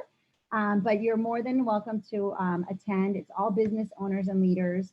And they're just really there to learn from each other, support each other. And now that we're seeing a turn and an opportunity arise, there's business to be had. And I will say that while I have not met most of them in person, I have had a great opportunity to follow up and meet with them and feel like I have created friendships with people that I've never met. So you're all more than welcome. I will share it in the chat after the call. And if there are any questions, I am more than happy to answer them. Thank you very much for that presentation, Ms. Herlong. There are a couple of questions. The first question comes from someone who is very new to business. They're still trying to feel around in the dark, so to speak. And they just want to know just what should their first step be? How should they approach networking? You heard Mr. Lewis a little bit earlier talking about the chamber. The chamber is a great source to start with, just because it provides you a connection, immediate connection, and their goal and their vision is really to help us. And so they have done an amazing job during this time period, and not that they didn't prior, but they went from having to do everything face-to-face to putting something together that was online, but they've created environments where people can come together and connect. And they really do a great job in providing opportunities. And so there's various chambers in every state, in every county. I know that we've got multiple chambers, and some kind of work together and they have synergies, and others, are just on standalone. But, review the chambers for your county and then see which one may offer events that you are wanting to, participate in. And I think, like anything in what I had said earlier, is be committed, right? Once you say, I'm going to be part of the chamber, is be committed, find the events that you want to attend, be consistent.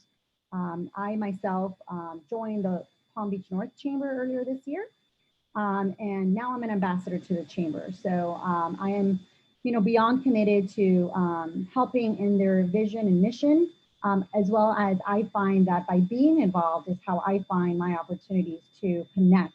Right? I have an opportunity as an ambassador to connect with new members. I have an opportunity as an ambassador to connect with existing members that, maybe are not taking full advantage of all their services. So I think that that's probably the least intimidating first step. And then from there, what you'll find, and what I know that I've encountered is that you start meeting people that do other things. So I've been invited to a women's networking event. And everybody just starts kind of putting the pieces together, right? But be selective. And that's something that I do on a monthly basis. I take a look at everything that I've been given an opportunity to do and whether or not there's value in adding more. Again, quality versus quantity. So I don't always accept everything. But you'll find that by starting in something as non-intimidating as a chamber, it gives you all the other connections once you start making friends and meeting individuals. Thank you.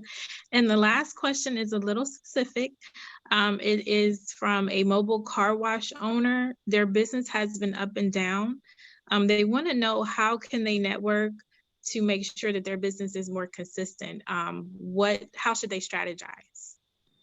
So one of the key elements that we teach our clients, and we've got multiple steps or multiple opportunities and from a coaching standpoint, right, depending on where someone is creating a strategy, right? We talk a lot and we host a program that's called 5 Ways.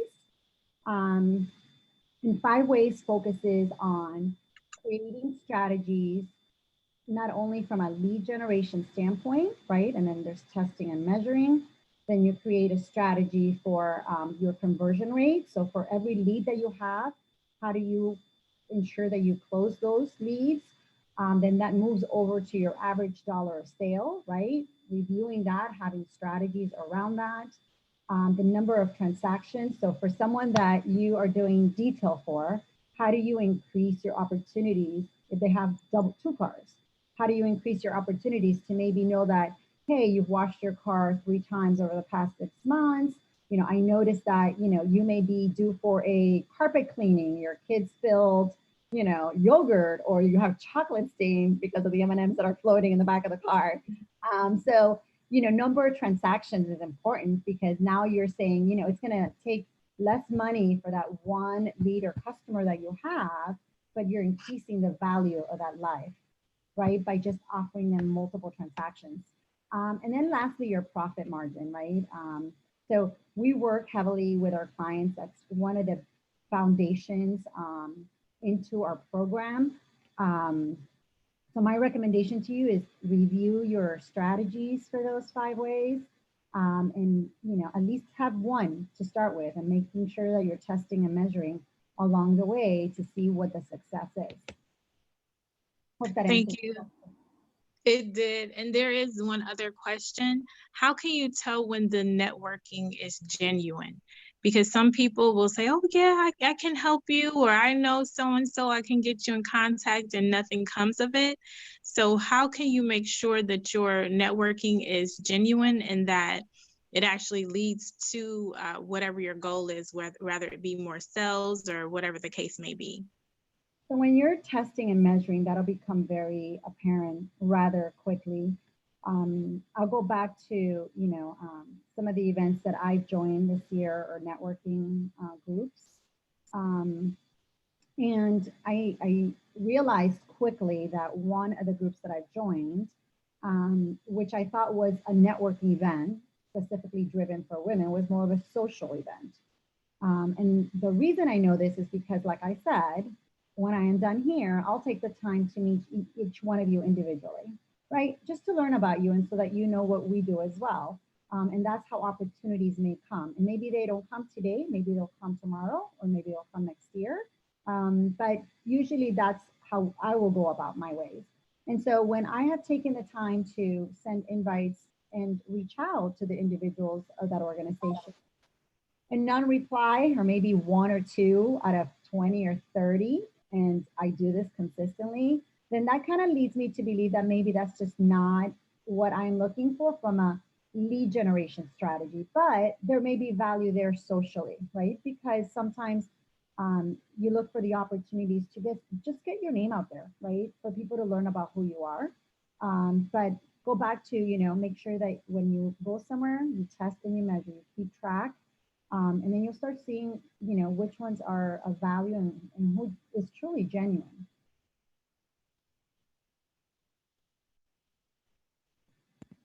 All right, thank you very much, Herlong, for that presentation. We really appreciate it. Did you have anything you would like to add in closing? I do not. My information is on here. Please feel free to reach out to me as well. I look forward to getting to know each one of you individually, and I'm glad to be part of this. So thank you again, Ms. Lindsey, for inviting me. Thank you so much for your participation. Now what we'll do, because we have briefly introduced ourselves and our business, we'll go around and say briefly who you are again. You can keep it shorter than the business pitch, and what you need, because we may be able to fulfill each other's needs in business. So let's see here. Did anyone want to volunteer to go first?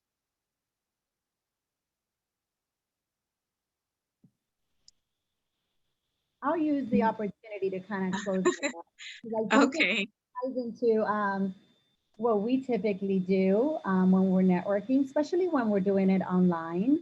So traditionally, after my elevator speech, which you all heard earlier, I will follow up with what my ideal referral is. So make sure you go to a meeting and that you have in the back of your mind what your ideal referral is within your speech or at the end of your speech. So I will say that my ideal referral is business owners and leaders getting ready to make 2021 their best year ever. Business owners or leaders that have not put a plan for next year. For all of our clients, we have been working on having their plans ready by the second week of November. If you haven't started, get on it. There's no better time, but truly have a plan that encompasses all the aspects of where you're looking to grow. And then lastly is we have two different programs that are kicking off. One is, or two different events. One is a program, one is an event. We are going to be hosting our Profit Club. It's a 13-week program. It's focused on our 5 ways that I was talking about earlier. It is starting the week before Thanksgiving. And it's bringing a group of people together that will have a guide through all the 5 ways. And by the end of the 13 weeks, you walk out with your strategies, you'll have tools, you have opportunities for testing and measure, and it's all related to growing your profits. So if you're looking to grow your revenue and want to start there, I feel like that is a great program for everyone. And then lastly is we're hosting our first seminar in person, 6 steps to having 2021 be your best year ever. And that will be here in Palm Beach County. But that really is the foundation for our process and what we do with our clients. It's really a great way of learning what we do and how we do it, but also a great opportunity for individuals to walk out with some great tools and tips on things that they can take back immediately and apply to themselves if they're not looking for a program. Thank you. Thank you very much. And now I guess I will have to choose someone. Lou? Okay. Yeah. Thank you. Yeah. So again, my name is Louis Donley, and my business is Tintac. Some of the services I provide is graphic design, so anywhere from logo design, any kind of graphic design needs. So anything along those lines, website building and creation, so building and designing website, and also maintaining if that's needed, and as well as apparel design. I have e-commerce site as well. I forgot to mention that earlier, of designs that I come up with myself, and I also do custom designs for apparel. If I can help with anything as far as designing a logo, or if you need help building a website, or if you just have questions in general, you can contact me through my website at tintaconline.com, or you can contact me by email at tintac@gmail.com. Thank you. Mr. Hudson? Are you there, Mr. Hudson?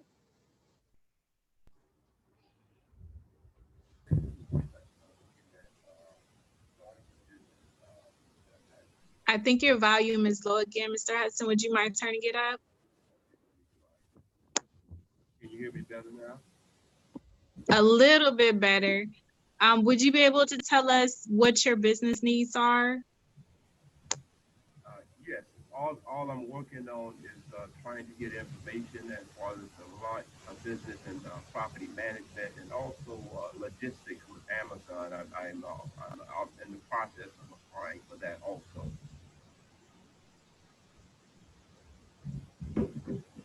Okay, thank you very much. And is there anyone else that would like to tell us what their business needs are?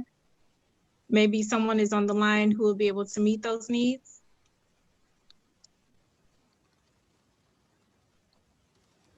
All right. Well, if not, thank you once again to everyone who presented, Mr. Lou Donley, Mr. Bruce Lewis, and Ms. Laura Herlong. We really appreciate your participation today. The information was invaluable, and we definitely can put it to use. I know I can. And thank you for everyone who attended today and who actively participated. I am seeing one thing in the chat box. Let's see here. Oh, that was just me. I said I forgot to include printing of flyers and business cards, backdrops, anything print-wise. Okay, great. Definitely reach out to Mr. Donley if you need those services. If you need to reach the Legal Aid Society, we are located at 423 Fern Street, Suite 200, West Palm Beach, Florida, 33401.